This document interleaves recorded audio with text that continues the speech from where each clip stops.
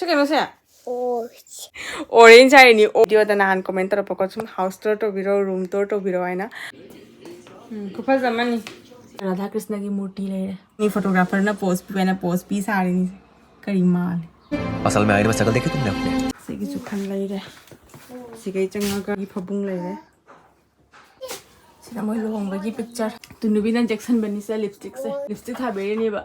Hujiki when I cigar some Takumoina, which is in a Kogi Jum Saris in a Kokara Manning Dania. Sina Kogi Mangon Chapum later. Se hall later, Aduagi Sondana, City Kabamona Tower. Don't chap on Bisule. Do my pan.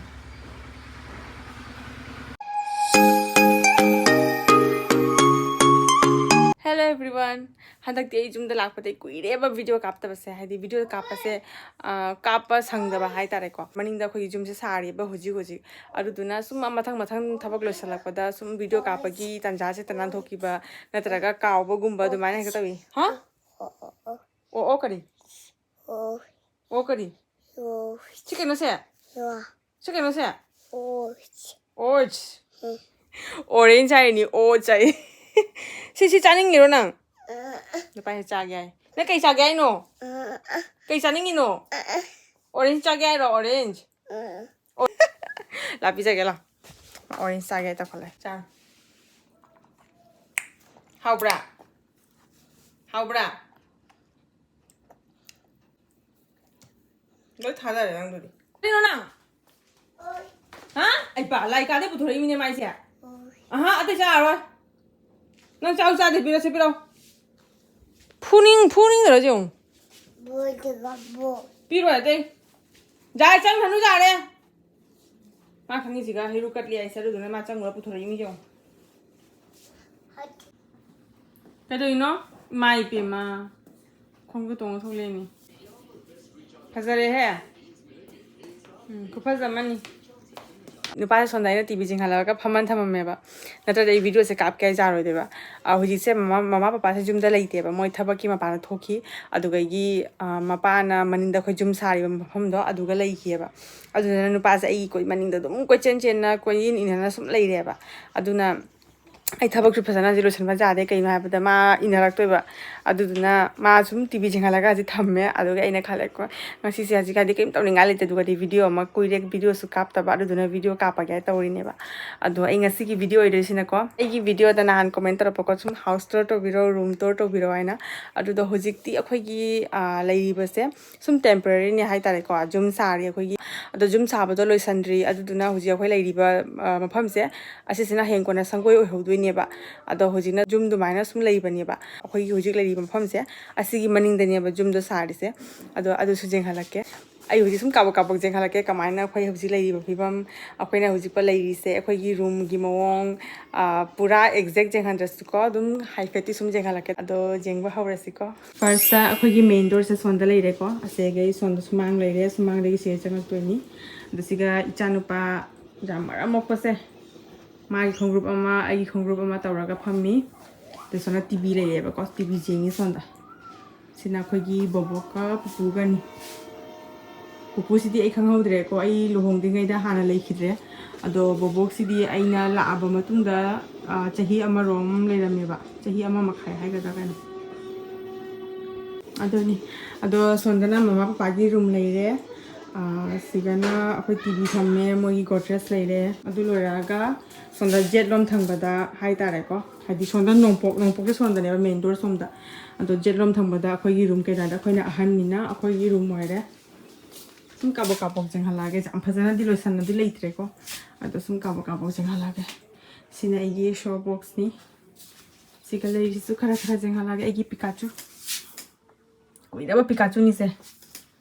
gi teddy bear leire igi birthday da gift tarak igi friend na du su leire che Radha Krishna ki murti leire phajabani asina sanagi papa gi ne angang wori nge photo ne ba दुगै सिना इचानुपा की photo ने बा था अनि फाप मतम गी अदो हुजी की फोटो अनि से माने आइना आइना नुसिना सुम कंबाइन तवरगा एडिट तवरगा थमिने बा सुमाइना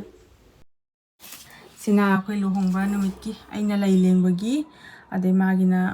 बोर्ड धमाना सिगदी पोस्ट का सुपी सारी है ꯑꯩꯅ ꯚꯤꯗꯤꯑꯣ ꯅꯝꯕꯔꯗꯗꯤ ꯊꯣꯛꯂꯧ ꯌꯥꯗꯦ ꯑꯗꯩ ꯐꯣꯇꯣ ꯀꯥꯞꯄꯗꯁꯨ ꯁꯨꯡꯌꯥ ꯌꯥꯗꯦ ꯁꯤꯒꯗꯤ ꯎꯄꯥꯏ ꯂꯩꯇꯕꯅꯤꯅ ꯃꯤ ꯐꯣꯇꯣꯒ꯭राꯐꯔꯅ ꯄꯣꯁ ꯄꯤ सारꯤनी करी माल असल में आईने में शक्ल देखी तुमने अपने सीनी ꯑꯩ ꯄꯣꯠꯆꯩ ꯒꯗꯤ ꯑꯩꯈꯣꯏꯗꯤ ꯍꯥꯏꯗꯤ ꯖꯨꯝ ꯁꯥꯗ꯭ꯔꯤꯌꯥꯅ ꯑꯩꯈꯣꯏ ꯂꯨꯍꯣꯡ ꯃꯇꯝꯗꯁꯨ ꯈꯪꯉꯤꯅꯀꯣ ꯖꯨꯝ ꯁꯥꯗ꯭ꯔꯤꯕꯅꯤꯅ ꯄꯣꯠꯆꯩ ꯒꯗꯤ ꯌꯥꯝ ꯍꯦꯟꯗꯣꯛꯅ ꯄꯨꯊꯣꯛꯇꯦꯕ ꯑꯩ ꯁꯨꯝ ꯀꯥꯕꯣꯛ ꯂꯩ ꯑꯃ ꯀꯩꯅꯣꯅꯦ ꯊꯠ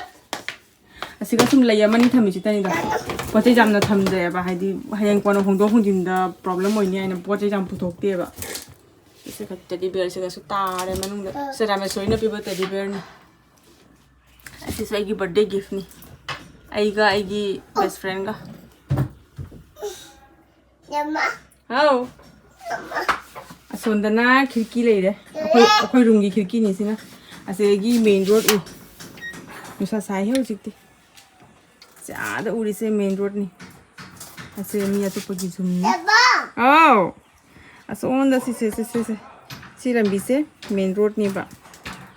से ऊपर खंग दबरा खंग से मेन रोड नहीं से चिंगोला काय खुन से आ मनुंग लमदा लेरे सोना कंदा कुना लमदा वना लेरे सिगना आइगी अलमीरा थमे हरी मफम से चिल्लेबा अखोदी जुमदो साद्रिबनिना हुजे मफम से सुम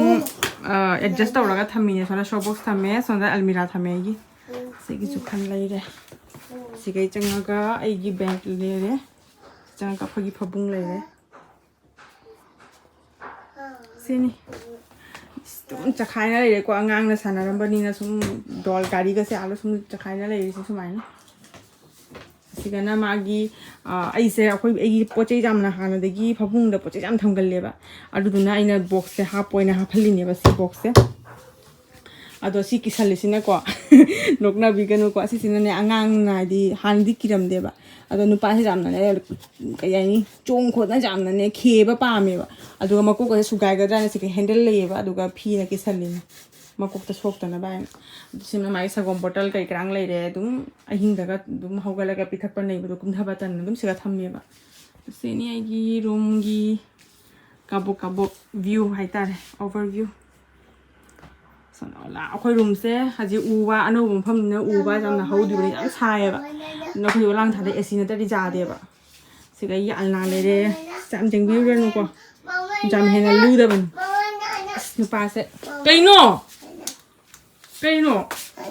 नेना से पीबा जारोय नंगोंदा नंदि लोय न खाइग्रानी पीबा जादे जो टीवी जेंगो सो नंगादा मा फसा टीवी जेंग हौरिने आइना वीडियो कापरा चंगैनि माइसे अंगांगी पोचे मखाला थम्मे अदगी सिना दुम फक करी करांग पोचे अहेनबा सुम थम्मे सबाय कइनो पीबा जादे नंगोंदा नेना दो नंगोंदा नेना दो जाम पीरि दुदी आइने वारी सुनारबा हौरबा माइ कौबसे हुगलाबनेबा मामा हट तो चली से जाओ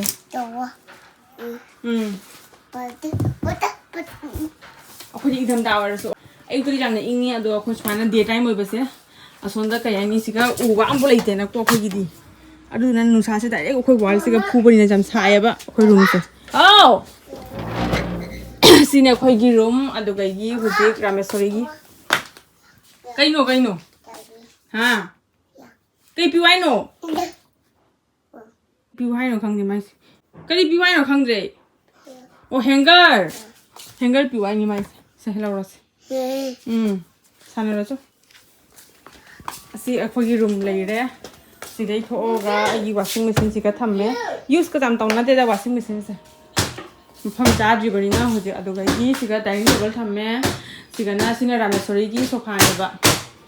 थम्बम लेतबनिना अखोई सुमाने एडजस्ट तौरगा सुम थम्मेबा अदुगागी असिसिना आइगी सोफानी अदुगागी चलगा सिना रामेश्वरीगी रूम खतंदि मम्मे को लाइट थलके लाइट से थालेगा सुम जेंहन गयाना को सिगै थोकले मोइना रामेश्वरी इरानुपागी रूम ना सोंदने बादी मोइना अंगांगनिना मोइना लेफ्ट साइड त लैरे को सिगा मोगी सिनेमागी रामेश्वरीगी अलमीरा लैरे सिनेमागी शो बॉक्स लैरे मागी से डोल मैम से जंग नुसिद्रा जंग से इंगोंदा पीबनी आई डोल खरा मचा मचा लेबदुसु माने इंगोंदा पीबनीबा एनिमी की ओइरा मारे सिदि खंगजाद्रेदा लाफिंग बुद्धा से नुसिद्रा जंग Siga Rameswari luhongbagi leire. Udreda mirum tar hadi mai mami sami oireba. Sini moi luhongbagi. Sina moi luhongbagi picture. Di Radha Krishna ki keno se murti se siga su layaba magi siga su. Sini sum kabo hai tare ko. Siga moi ki godress leire. Phabung sidi ichanu pan to biri se jong. Mana sonda mu sanani siga mu sanani hanger mayam putho tawri se jong. Sina tunubina Jackson bani se lipstick se. Lipstick tha bere ni ba. Ado mai gal na se dia ifun than ifun mayam changani haina ne. Phire persona sumana khanjan thambire ba. Ado gi siga gi khiki ama lei moi gi maninglom da hai tar maninglom di view ui. Sonda leire khoi jum sari se. Sonda ne khoi jum sari se maning da. Sini siga mai dressing table leire. The dressing table se kupsan thami ba mi leita bani na kaba sala sila ade sondana sigai hangdo oga sisina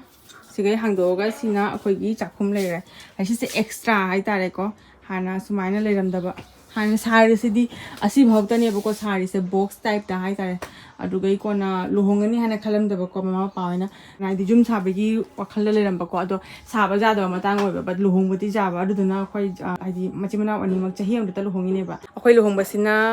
February da luhonge ko 2021 gi ado gi Rameswari oi gi luhongi sina December da luhongi ne ba 2021 gi oh aduna akhoi luhongbagi wa khalakpa matamda chakhumse Hanadi Manung sum or mini ko Rameswari gi room gi mafam siga to akhoi luhongbagi khalapa matamda mafam se leiraktabani na ne asi se samdhari ne ba ko asi sina asi mate se hau kaino pambiu hai gale se la pammage khitta pammage ado si chakhumse songi chakhumsi madi ai luhongba matamda samdhari ne ba ko Kaya hai no ne aduga gi Rameswari gi inang no page luhongba matamda na mu asi matek se ma sari ne ba ko hana maning gi sidani ba leirami ba akhoi asi huji khajali se khajalam de ba hana ado Rameswari gi luhongba matamda haidi swai si pochei puthoga thamba jana ba khula da di kamai thangmani ko aduna khajalaga oiradi khetang safety oidana adudugi asi simu extra khajan ki bani adugi se khajalna asi su room ma oina sum leire ko kabo pochei yam chaire ko kaino haibadi mafam se khoi di jamarang kai da bani na sumaina pochei sum table se ga sum thamme ba dabba dabbi kari karang sing se sumaina khoi se gi chakhum thonga ga chakhum se ga chak thonga kholaga adugi puthoga adugi Rameswari gi room leire inang nupi gi room asi se lanthoga chatlaga tugagi akhoi dining table asiga leire asomdana ai ki room leire asigana akhoi gi thokpam leire main door hai tare ko aina hoji Rameswari gi room leire ba ado siga kitchen lei base Rameswari leire ko kitchen de gi thoklaga akhoi haidi nga sangwa matamda sum magi haidi room se dak pani na ne mai phabung siga sum pathaba moina akhoi tawre ba akhoi changa ga jaha wathi waim suna gera nga hip kera longthokera sum jae ba ado hoji ti ma leitra su so ai sum thoklaga nga ki phambo ina siga sum changai ba ne pa sina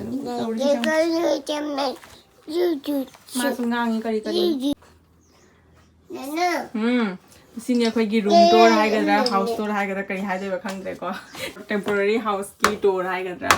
ado sini akhoi gi hajik leiri ba sigi memo mo to ko ado maning dana akhoi jum sari ba huji aduna ai adu su jenghalake sum khetang jenghalake ko hajik ti adi mystery thau sui banina jam phajana changna khona to botin ngai roi ba ado hai khat sum jenghalake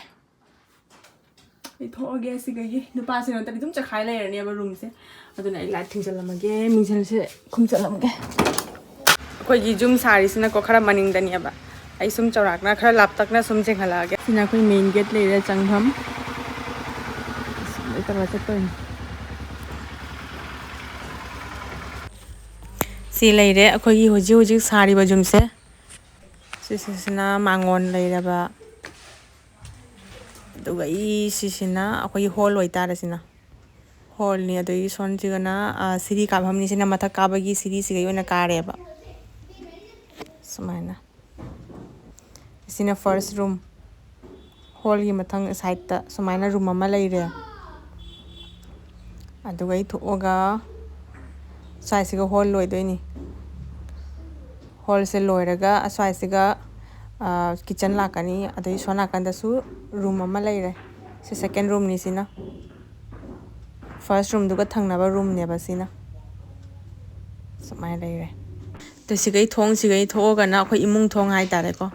maninglom thokpagi thong oirani sina sonda khoi boundary leire labuk leire sonda sina khoi hayang kona hingon khoiba khotpa sum jagani swai siga sige khoi siri kaka toine ba mathak ki room gi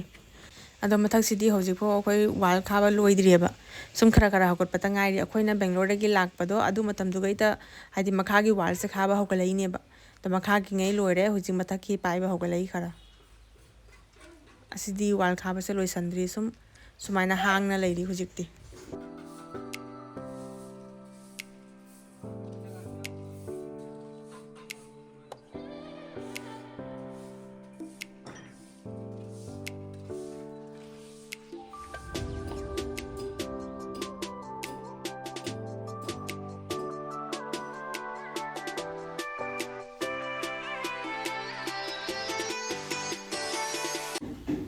सिसिना आइना लबुक त चलागने सुम लबुक त की कापिने बस one side की view से जेंगे आइना सुम हेंग कोना memory so हेउना बय आइना कापिने बा एलिवेशन डिजाइन लाए सोंदा खर हेंदोक पसिंग से लोन डिजाइन ने बा आइदि कसुम खंगदेदा सना मपाना तौब डिजाइन गाक्तनी सिसिना खोइ कुवा लेरे असिगगिने अखोइना इसिंग थकपा खोटपा लोना तौरिसे सिगगिने से खोइगी लफु पाम्बी खरा थाजई फाइसिगा सिसिना हेजु पाम्बी लेरे हिंगोंडी अखोई होजिक मफम से जुम साना खोदना लोइना मरांग काइजिबनिना हिंगोन ओइनादि फजना तौदेबा असिना थेबुम पामी ngaktan si mayam se loi thebong pambi se hena pambi leire marakta si thebong pambi ngaktan aduga gi jongcha pambi su lei tu siga khwai dagi maitai na pamna ba hai tare tu mapan jongcha mapan sare asi jongcha pambi se aina lohong loiraga lakpadadi aingon ai height tagi hena ne mamini jam jang na se wang re huji wang de na huji mapan ka sare ai am lei marak ta jongcha mapan sa ba lei du adasu so ngasi gi video si dei sai siga sum loisalage mathangi video da mu unarasi ko bye bye